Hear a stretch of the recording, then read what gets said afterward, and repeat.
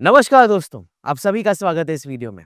अगर आप एक बिगिनर हैं, मतलब अपनी करियर की शुरुआत करना चाह रहे हैं डिजिटल मार्केटिंग में, या फिर आप एक स्टूडेंट हैं, हो सकता है आप स्कूल में हो 9, 10th, 11th, 12th में, और आप इस डिजिटल मार्केटिंग दुनिया के बारे में जानना चाह रहे हो, या फिर आप होम मेकर हैं, यानी आप इतने सालों से तो घर में हैं, अपने बच्चों का ध्यान रख रहे हैं, अपने परिवार का ध्यान रख रहे हैं, लेकिन आप में अंदर कहीं न कहीं एक एस्पिरेशन है कि आप खुद का बिज़नेस बनाएँ, या फिर आप एक ऐसे व्यक्ति हैं, you are that particular person who wants to upskill for a career change.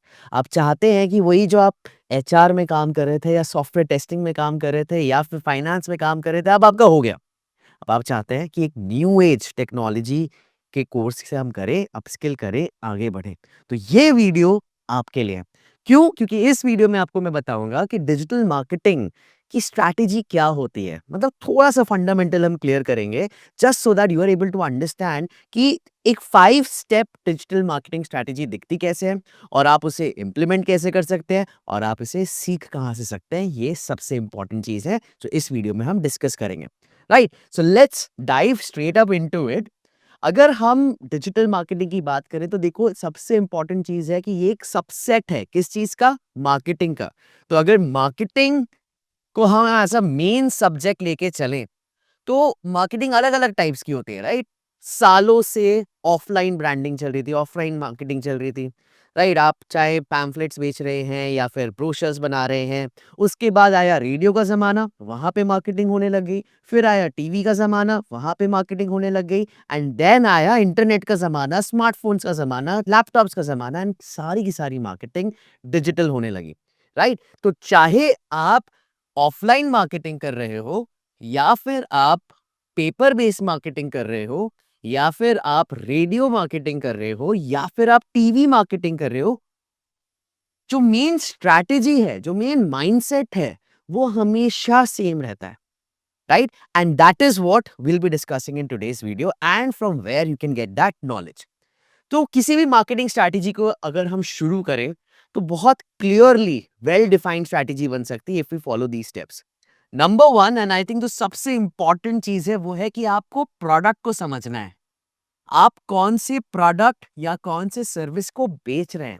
Her product की अपनी एक पर्सनालिटी होती है, हर प्रोडक्ट की अपनी एक यूएसपी होती है, हर प्रोडक्ट एक तरीके से अपने कॉम्पिटिटर से अलग होता है, हर प्रोडक्ट की एक टोनालिटी होती है, और ये जानना हमारे लिए ज़रूरी है। क्योंकि अगर हम प्रोडक्ट को ठीक से नहीं समझेंगे, then we will not know कि हमें बेचना क्या है, हमें सेल क्या करना है, हमें मार्केट क्या करना है, राइट? तो जब हम प्रोडक्ट को समझने की बात करते हैं, तो बहुत इंपॉर्टेंट है सबसे पहले ये जानना कि वो बी टू बी प्रोडक्ट है या फिर बी टू सी प्रोडक्ट है। बी टू बी का मतलब क्या हुआ, business to business. B to C का मतलब क्या हुआ, बिजनेस टू कंज्यूमर।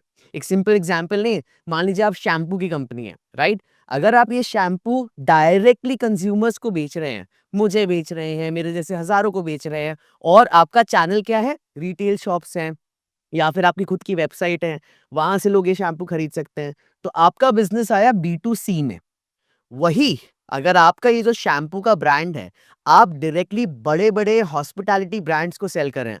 मतलब ताज के पास गए और आपने कहा कि ये 2000 शीशियाँ आप रख लीजिए अपने बाथरूम में रखने के लिए, या फिर ओबरॉय के पास जा रहे हैं। तो आप as a business you are going to be directly dealing with other large businesses. In that case your business becomes a B to B brand, right? तो ये चीज़ आपको जानना ज़रूरी है।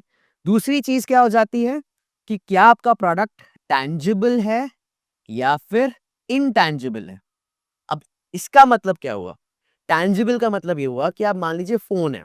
आप जब एक फ़ोन को सेल कर रहे हैं, तो आप क्या दिखा रहे हैं? उसके कैमरा के फीचर्स कैसे हैं? हाथ में कैसा नज़र आएगा? कलर क्या कॉम्बिनेशन पे जा रहा है? Right? Basically people are looking at the physical aspects of that particular product, and ये बहुत मैटर करता है जब आपकी मार्केटिंग कम्युनिकेशंस में जाती हैं।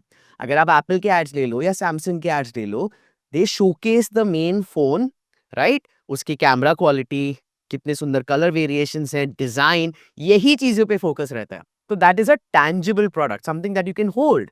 बट इनटैंजिबल प्रोडक्ट्स क्या हुए?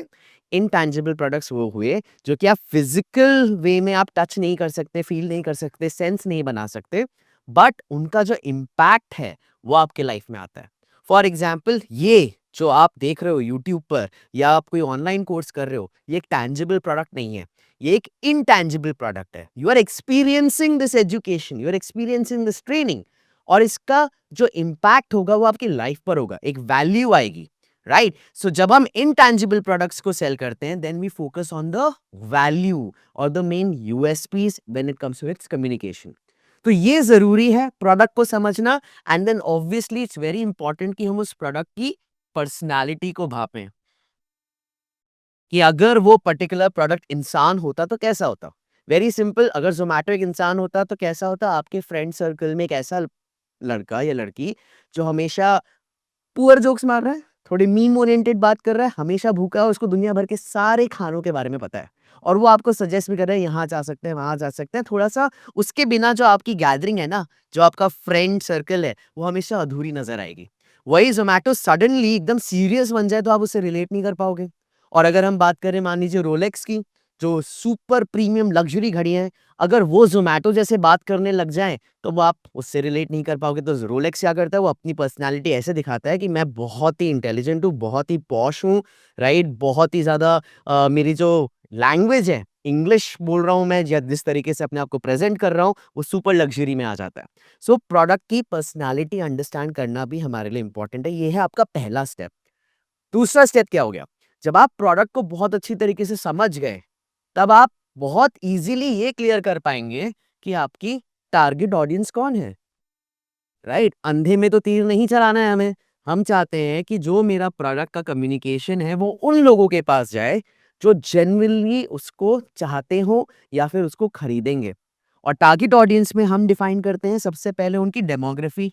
अब डेमोग्राफी का मतलब एज ग्रुप, फिर आपका फाइनेंशियल स्टेटस, एजुकेशनल स्टेटस, कहाँ पे वो रह रहे हैं, ज्योग्राफी क्या है, ये डेमोग्राफिक्स हो गई।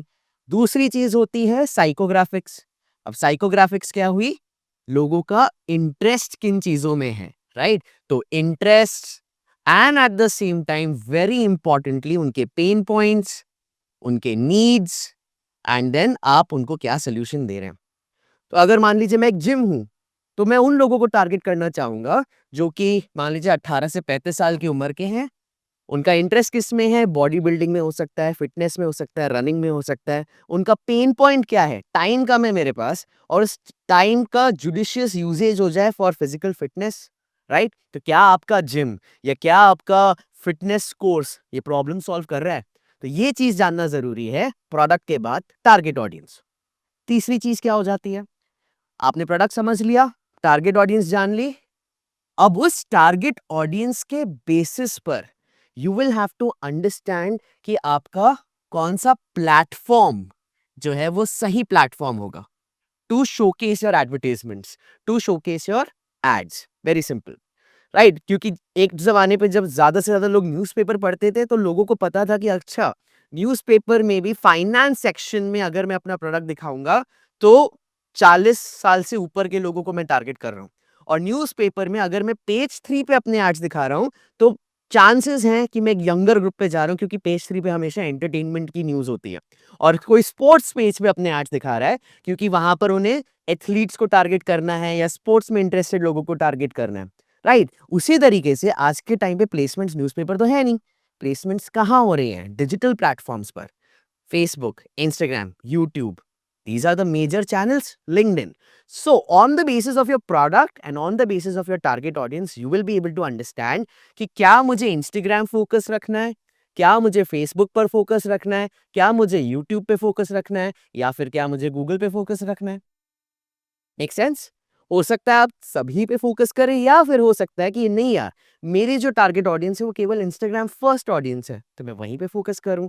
ऐसा कहीं पे भी नहीं लिखा है कि अगर आप डिजिटल मार्केटिंग कर रहे हैं तो आपको सारे डिजिटल चैनल्स पर अपने आप को दिखाना है। बिल्कुल नहीं, वो बहुत गलत स्ट्रैटेजी है। अगर मैं एक 18 साल से 30 साल की उम्र की टारगेट ऑडियंस पर फोकस कर रहा हूँ, जिन्हें थोड़े से महत्वाकांक्षी प्रोडक्ट्स अच्छे लगते हैं, एस्पिरेशनल प्रोडक्ट्स अच्छे लगते हैं, तो Instagram becomes my first channel, और विजुअल्स से दिखाना ज़रूरी बन जाता है। वहीं अगर मैं 40 से 50 साल के लोगों को टारगेट करना चाह रहा हूँ, तो वो मुझे फेसबुक पे ज़्यादा मिलेंगे, यूट्यूब पे ज़्यादा मिलेंगे, right? So you have to make a decision depending on your product, depending on its personality, depending on its target audience, you will decide which is the platform that you'll actually focus on. And then comes कि आपका communication क्या होगा। Number fourth is your communication, and this communication चौथे number पे क्यों है? Because जब आप प्लेटफॉर्म डिसाइड करते हैं कि इंस्टाग्राम मेरा प्राइमरी प्लेटफॉर्म है या लिंक्डइन मेरा प्राइमरी प्लेटफॉर्म है, उसके बेसिस पर you will design and implement the content. For example Instagram पे 9:16 रील्स ज्यादा चलती हैं या 4:5 स्टैटिक इमेजेस ज्यादा चलते हैं। वही अगर हम लिंक्डइन की बात करें तो वहां पे पीडीएफ्स हम अपलोड करते हैं that come in the form of carousels। YouTube की बात करें तो वहां पे शॉर्ट्स या फिर 5 से 7 मिनट के वीडियोस वर्क करते हैं। तो हर चैनल के अपने अपने कंटेंट टाइप्स हैं और उनको समझना जरूरी है। ये नहीं कि जो चीज मैंने फेसबुक के लिए बनाई वही मैंने लिंक्डइन पे डाल दी, वही मैंने यूट्यूब पे डाल दी। It has to be very clear, and that's why communication is coming up over here.